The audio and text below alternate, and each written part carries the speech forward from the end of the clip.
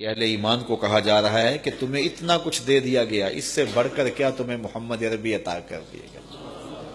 تو اگر قدردانی نہیں کرو گے تو پھر بنی اسرائیل کا انجام دیکھ لو کہ انہیں کتنی روشن دلیلیں دی گئیں، انہوں نے ان کی قدردانی نہیں کی اور پھر وہ رسوا کر دیے گئے۔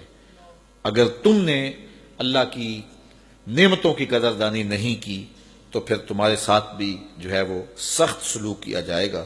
آراستہ کر دی گئی ہے کافروں کے لیے دنیا کی فانی زندگی، دنیا کی زندگی، موج، عیش و عشرت، سب کچھ کفار کے لیے۔ وہ اقبال نے کہا تھا نا کہ افرنگ کا ہر کوچہ ہر کریا ہے فردوس کی مانند۔ تو واقعی ایسے وہاں مناظر کہ عقلیں دنگ رہ جاتی ہیں، اور اتنی آسودہ زندگی۔ تو اللہ تعالیٰ قرآن مجید میں اہل ایمان کو بتا رہا ہے کہ ان کی زندگی کو آراستہ کر دیا گیا ہے، فانی زندگی کو، اور وہ مذاق اڑاتے ہیں ایمان والوں کا۔ یعنی جب وہ مسلمانوں کی خستہ حالت دیکھتے ہیں تو وہ مذاق اڑاتے ہیں، یہ دقیانوسی زمانے کے لوگ، یہ بیچاروں کو پتہ ہی نہیں ہے۔ تو اپنی زندگی کا حسن، جہاں بلیوں تک کے حقوق کی تنظیمیں موجود ہوں، جہاں ایک درخت کے حقوق کا بھی اس کو اگر پانی نہیں ملا تو اس پر بھی جو ہے وہ جس نے درخت لگایا ہے اس کو مواخذہ ہو سکتا ہے، تو وہاں انسانوں کی زندگی کتنی آسودہ ہوگی۔ تو جب مسلمانوں کو دیکھتے ہیں کہ وہ ان کے بیچاروں کے حق کی کوئی نہیں ہے اور کس طرح وہ پس رہے ہیں، یا کس طرح خون اور آگ برس رہی ہے امت مسلمہ پر، اور یا ان کی مالی پسماندگی کو دیکھتے ہیں تو وہ مذاق اڑاتے ہیں۔ اور اللہ تعالیٰ ارشاد فرماتا ہے والذین اتقوا، حالانکہ پرہیزگاروں کی شان قیامت کے دن بڑی بلند ہوگی۔ یہ تو دنیا کے 4 دن ختم ہو جائیں گے، دیکھنے والی شان ہوگی ان فقیروں کی قیامت کے دن۔ اللہ اکبر۔ اور اللہ تعالیٰ روزی تو جسے چاہے بے حساب عطا کر دیتا ہے۔ یہ دنیا کے اوپر اس کی مرضی، اپنوں کو بھی دیتا ہے، بیگانوں کو بھی دیتا ہے۔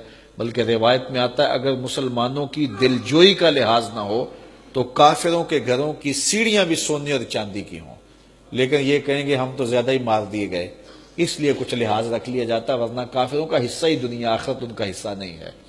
تو اللہ فرماتا ہے کہ آخرت میں جب اہل ایمان کا مقام دیکھیں گے پھر پتہ چلے گا۔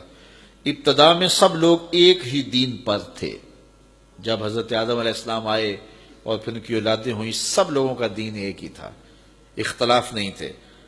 تو پس جب اختلاف پیدا ہوا تو اللہ تعالیٰ جل شانہ نے نبیوں کو بھیجا، ڈر سناتے ہوئے اور خوشخبری دیتے ہوئے نبی آئے، اور کافروں کی جانب آنے والے پہلے نبی حضرت نوح علیہ السلام ہیں۔ حضرت نوح علیہ السلام سے پہلے کفر نہیں تھا، پہلے جو انبیاء آتے رہے وہ مسلمانوں کی طرف آتے رہے، پہلے سارے کے سارے لوگوں کے عقیدے ایک ہی تھے۔ اور آج جدید مغربی مفکرین بھی اس بات کو تسلیم کر چکے ہیں، وہ مختلف انہوں نے جو تحقیقات کی ہیں اس کے نتیجے میں، اور اس طرح آثار قدیمہ سے جو نتائج برآمد ہوئے ہیں وہ یہی ہیں کہ پہلے سب کا عقیدہ توحید تھا، بعد میں جو ہے وہ لوگوں کے عقیدے خراب ہوئے۔ تو عقیدے خراب کرنے والے خراب کرتے ہیں۔ فطری طور پہ جب کوئی شخص پیدا ہوتا ہے تو اس کا عقیدہ خراب نہیں ہو سکتا۔ اگر ایک شخص کو غلط جو ہے وہ رہنمائی نہ ہو اور اس کو غلط نہ بتایا جائے تو اس کا عقیدہ وہی ہوگا جو فطرت کے مطابق ہونا چاہیے۔ اور وہ حدیث میں ہے کہ ہر بچہ فطرت اسلام پہ پیدا ہوتا ہے۔ اور یہاں ایک بات میں اور بھی کہوں گا کہ مسلمانوں کے اندر 72-73 فرقے بن گئے ہیں۔